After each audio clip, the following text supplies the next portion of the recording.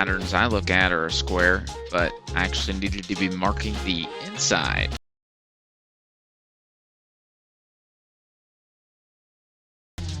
Mark this here.